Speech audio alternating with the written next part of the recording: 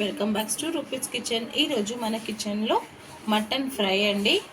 ఇది 1 kg mutton. So 1 kg మటన్ని marinate చేసుకొని ఒక హాఫ్ అన్ అవర్ పాటు రెస్ట్ ఇవ్వాలండి. సో దాని ప్రిపరేషన్ చూద్దామా.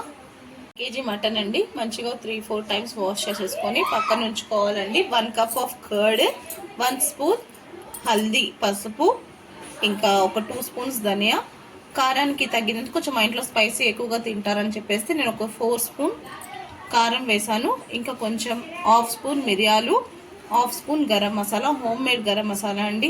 మన ఛానల్ని నేను పెట్టాను కదండి. So garam masala, 2 table spoon అల్లం వెల్లుల్లి పేస్ట్ అండి, ఒక లెమన్, కొంచెం కొత్తిమీర, కరివేపాకు సన్నగా కట్ చేసేసుకొని వేసుకోవాలండి. అలాగే దీంట్లో ఒక 3 టేబుల్ స్పూన్ ఆఫ్ ఆయిల్ వేసేసి మ్యాగ్నేట్ చేసుకొని పక్కన ఉంచేసుకోవాలండి. ఇది మ్యాగ్నేట్ చేసేసి ఒక 1 అవర్ అయిందండి. సో ఇప్పుడు నేను కుక్కర్లో ఆయిల్ కుక్కర్ తీసేసుకొని మనం మ్యాగ్నేట్ చేసి పెట్టుకున్న మటన్ని దీంట్లో వేసేసుకోవాలండి. మ్యాగ్నేట్ చేసుకున్న మటన్ని కుక్కర్లో వేసేసుకోవాలండి. కుక్కర్లో వేసేసుకొని ఒక్క డ్రాప్ కూడా వాటర్ యాడ్ చేయొద్దు. పెరుగులో నుంచి వాటర్ వస్తుంది కాబట్టి ఆయిల్ కూడా నేను వేయలేదు, అలానే మొత్తం దీంట్లో వేసేసాను. ఇప్పుడు ఒక 3 విజిల్స్కి కుక్కర్ పెట్టేసుకుందాం.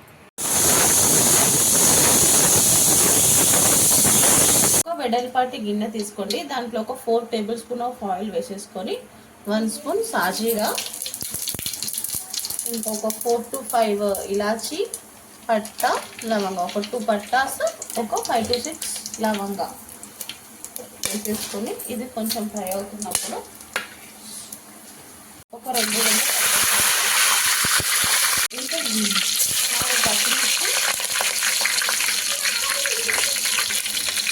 ఉల్లిపాయలన్నీ ఒక 3 ఉల్లిపాయలు మీడియం సైజ్ది ఇలా సన్నగా పొడుగా కట్ చేసేసుకోవాలి. అది కూడా వేసేసుకొని ఇది బాగా ఫ్రై చేసుకోవాలి.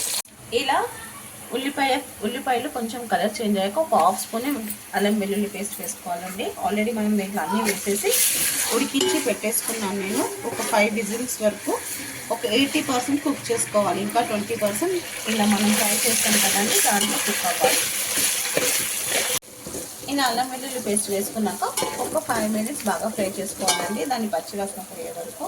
ఇప్పుడు దీంట్లో మనం ఉడికించి పెట్టుకున్న మటన్ని దీంట్లో వేసేసేయాలి విత్ వాటర్. అలానే వేసేసి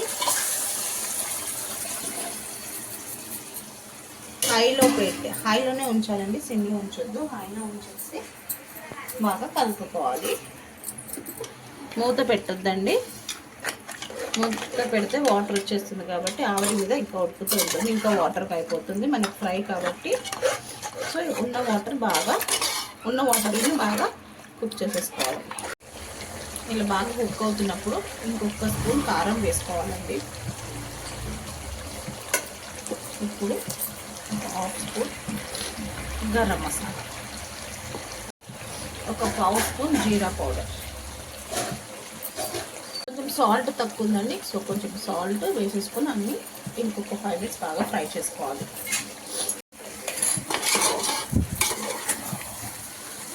ఇలా మసాలాతో అన్నీ ఫ్రై చేసుకున్నాక లాస్ట్కి కొంచెం అలానే కరివేపాకు వేసేసుకోవాలి. ఇంకా కొంచెం పచ్చిమిర్చి వేసేసి